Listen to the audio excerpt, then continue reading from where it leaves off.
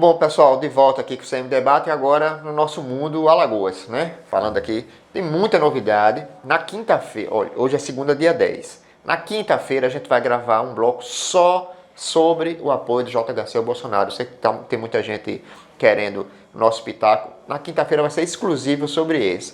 Mas agora temos uma eleição para o segundo turno, ou não temos. A gente vai discutir isso. Temos um segundo turno aqui em Alagoas. O Paulo Dantas ficou com 47, alguma coisa no primeiro turno, o Rodrigo Cunha com 24, Collor com 15 e o Rui com 10. Ao contrário do que aconteceu nacionalmente, as pesquisas aqui, o Ibrap Cada Minuto, cravou exatamente o número, e aí a Fundep, o Datacenso também acertaram, mas o Ibrap cravou. E aí tem 3 questionamentos sérios, assim, de cara já para você. Primeiro, temos eleição? O Paulo já ganhou. Segundo, lhe surpreendeu o apoio do Rui ao Paulo? E o terceiro e o Collor? E o Collor. Então vamos para o primeiro. Temos eleição ou é mais ou menos protocolar? Não, temos eleição porque, como em qualquer jogo, né, qualquer disputa, o sol termina quando acaba, o sol acaba quando termina, então, e não se pode subestimar, né, o imprevisível. Tá aí a eleição da Bahia. Isso, exatamente. A eleição da Bahia, que era a eleição mais definida, era uma das eleições mais definitivamente definidas. Né? Como foi o Helder Barbalho Foi. Chegou a dar 68% para a CM contra 14% do Jerônimo. E aí acabou 48-41 para o Jerônimo. Para o Jerônimo, na casa de 10 pontos. Eu acho que essa eleição está decidida. A daqui também parece que está decidida, né? Não acabou, tem eleição por causa... Mas temos 3 semanas, tudo pode acontecer. Temos 3 semanas, começou a campanha. Eu vi nesses primeiríssimos dias de campanha algo muito semelhante ao do primeiro, em relação aos dois agora, só os 2 candidatos. Tempo igual, né? Então, as inserções e os 2 horários, 5 minutos cada um. É mais ou menos previsível. O governador Paulo Dantas, que vai para a reeleição, tenta a reeleição, reforçou esse discurso festivo, legado, e comemora uma diferença de votos realmente massacrante no primeiro turno, né? Quase o que dá a ele realmente um favoritismo, um amplo favoritismo, né? Na eleição pode... Então, um dos aspectos que balançou ali na reta final do primeiro turno que apareceu... Foi o vídeo, né? Esse vídeo... Você alertou que o vídeo ele podia causar uma reação contrária à de quem veiculou. E aí hoje saiu a primeira pesquisa aqui do Ibrap, a rejeição do Rodrigo passou de 23 para 38. E o Paulo só cresceu após o vídeo e o Rodrigo não cresceu. Quer dizer, mais ou menos aquilo que você apontou, né? Eu escrevi isso realmente o famoso vídeo do pai acusando o filho, né? Apontando o filho como, além de incompetente, segundo o conteúdo, também envolvido em atos, né, em malfeitorias na direção da Assembleia, enfim, um inquérito de 2017, tem 5 anos, eu apontei isso exatamente, voltar, as coisas óbvias que acontecem, né, numa eleição, numa disputa, voltar um negócio de 5 anos, e nesse caso com esse dado explosivo, um pai contra o filho. Eu te falei que podia ser uma bala de prata bumerangue, né, um tiro no pé, porque eu acho que a nossa cabeça, a nossa alma vê isso com uma certa... isso não é saudável, né? Vê isso com uma certa estranheza, a delação do íntimo, de uma coisa privada ser trazida assim, nesses termos, ainda que a origem, que é o que o negócio, o teor da coisa tenha algum fundamento, ou seja, real a denúncia, mas que tem os caminhos todos para que isso aconteça, que seja investigado, estava sendo investigado. Aí um pai e um filho, não, coisa de família. Se chocou, né? Fica meio esquisito por causa dessa circunstância. É eleitoral, uso eleitoral, ainda por cima isso. No programa eleitoral do Então, quem adversário. denuncia acaba, na verdade, se autodenunciando, denunciando de si próprio uma postura não muito saudável. E, vamos dar nomes, então, esse vídeo foi explorado, quem apareceu com ele foi a campanha do Rodrigo, né? Do Rodrigo Cunha.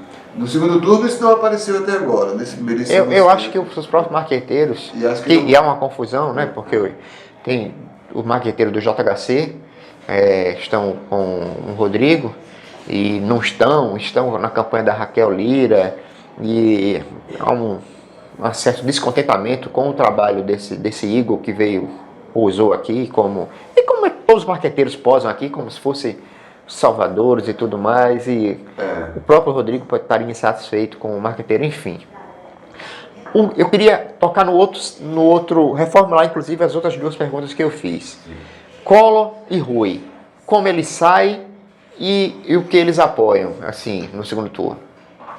O Rui já se manifestou, né? Gravou vídeo e tal, declarou apoio ao governo do Paulo Dantas. Um modelo Zema, né, de apoio, né? Um modelo Zema, aí foi, nas redes sociais foi homenageado e homenageado, né? Aí as brigas, o eleitorado, sabe-se lá quem comenta ali e tal. O movimento dele previsível, na minha opinião. Teve em 2000, também para o bem e para o mal, para críticos, e, enfim. Em 2020 ele se associou também, mais ainda. Com o Renan Calheiros, com o Alfredo, acho que foi uma candidatura conjunta. Com a família do senador Renan Calheiros, como governador, né, saíram juntos, governo, prefeitura, com o candidato Alfredo. Mas ele ficou em quarto lugar em Maceió. Eu acho que ele completamente descartado, né? Com a candidatura à prefeitura de Maceió, muito aquém do que ele... Aí ficou, agora se complicou, com uma situação complicada, vai tentar sobreviver com essa aliança, essa declaração tem lá os seus 10%. Sobreviver, né? Politicamente, né? Porque financeiramente quem vai tentar sobreviver é a gente, né? Agora, o Collor ficou aí com 15%, né? Isso, muito aquém também, né? Pois longe do segundo turno, não chegou nem perto. Aí com ele não anunciou publicamente, mas nos bastidores... você tem uma informação privilegiada. Não é uma informação privilegiada, não, é só uma coisa assim de ouvir. Mas ele já disse aos seus, né, próximos, né, internamente no grupo, as figuras mais do contato permanente, digamos assim, o núcleo duro, né? Eu não sei quantas pessoas são exatamente, não é para a eleição, muita gente aí próxima, né, e tal. Que o voto é para o Paulo Dantas, né? Quando você abre a Gazeta, que é uma coisa até... O voto dele, dos seus, é para o Paulo Dantas, me parece, pelo que eu entendi. Falta ele, hoje, né, na segunda-feira, dia 10, ele ainda não disse, pelo menos nas redes sociais, não sei se vai mandar um recado assim. Que estranho, né? Porque Paulo Dantas é Lula e Collor é Paulo Dantas. Mas Collor é Bolsonaro e Collor não é Rodrigo. Que loucura, gente. E aí eu chego no último tema. Rodrigo é Bolsonaro? Rodrigo Cunha, né? Ele disse que não. Disse que não. O Ricardo Mota aqui lembrou desse episódio da mãe dele. Né? Não sei se ele falou aqui no debate também, no domingo da gente teve essa live, né? Que o cara ainda tem essa coisa de ter sido um dos únicos, um deputado federal que votou a favor do Talvani Albuquerque. Foi o único que foi ao público foi à tribuna defender esse voto. Defender o assassino da mãe, né? Dos pais. Que é uma tragédia horrenda, né? Então ele não haveria esse impedimento aí de ordem, né, existencial, independentemente da política. Mas... Eu fico ouvindo aqui, os empresários botaram o Rodrigo na parede para ele. Que empresários são esses, gente? Aí quando eu vou ver, são os donos dos principais hotéis de Maceió, o dono da maior imobiliária, o dono da maior construtora. Estranho isso, né? Aí, eu dou uma sacola de dinheiro se você apoiar o Bolsonaro. Aí como é que fica eticamente e moralmente o candidato? Fazendo aqui uma digressão. Você acha que vale a pena vender a alma para ganhar a eleição? É complicado. Isso me lembra, isso lembra, mal comparando, aqueles empresários golpistas que foram descobertos e vazou a conversa, todos mergulharam, né? Tudo muito valente, como Na rede social. o Ricardo lembrou aqui, muito valente na rede social, vamos pegar esse cara, degolar, que quando é descoberto, um diz que nunca pensou nisso nem naquilo outro só volta a chorar, outro diz que é pai, que tem filhinhos para criar. É um negócio da peste. É a mesma coisa esses empresários, tudo valentão aí.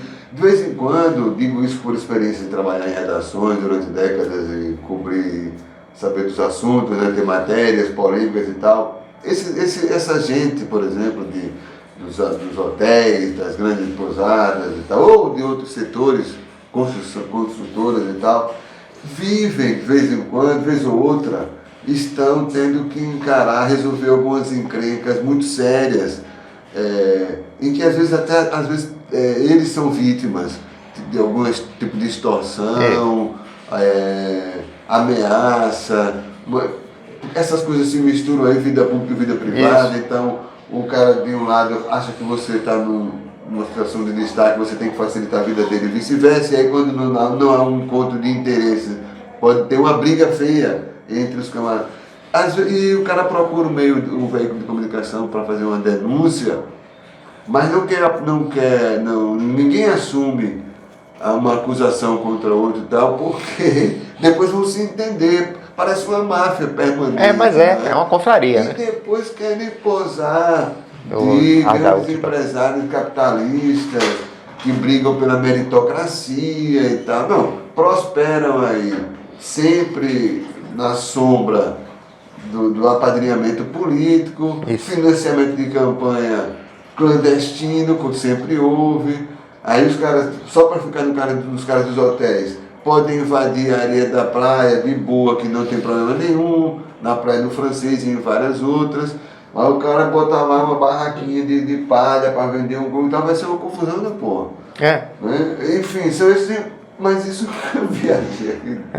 A digressão foi mais da conta, mas é porque você citou esses mega empresários pressionando o Rodrigo, né? Mas muito. Muito para. É o retrato do Brasil. O PIB, não é? Endinheirado com informação, com capacidade mas é a escolha para onde está o poder, para onde está o dinheiro, né? O Bolsonaro tem a caneta, tem orçamento secreto, tem Arthur Lira, os caras acham que vai chegar bem para eles também. Aí vão, eu não acredito aí em idealismo e coisa nenhuma, né? Nessa turma. Querem defesa da família. A defesa da família, vamos lá na van com a Estado da Liberdade, essa louca insanidade toda, que eu respeito, o cara não vai acreditar nisso, né? Mas respeito a opinião, a sua doidice, a sua loucura e tal, mas não dá para esses caras vivem no mundo paralelo, A revolução das pajeiras, né? Como disse um professor de história. Mas é isso, gente. Daqui a pouco a gente volta com o terceiro bloco, lembrando que daqui a 3 dias a gente grava um vídeo só falando sobre o JHC Bolsonaro, porque o Bolsonaro agora tem um prefeito na capital do Nordeste e é a nossa, é onde a gente mora. Então a gente volta a esse tema. Obrigado, pessoal.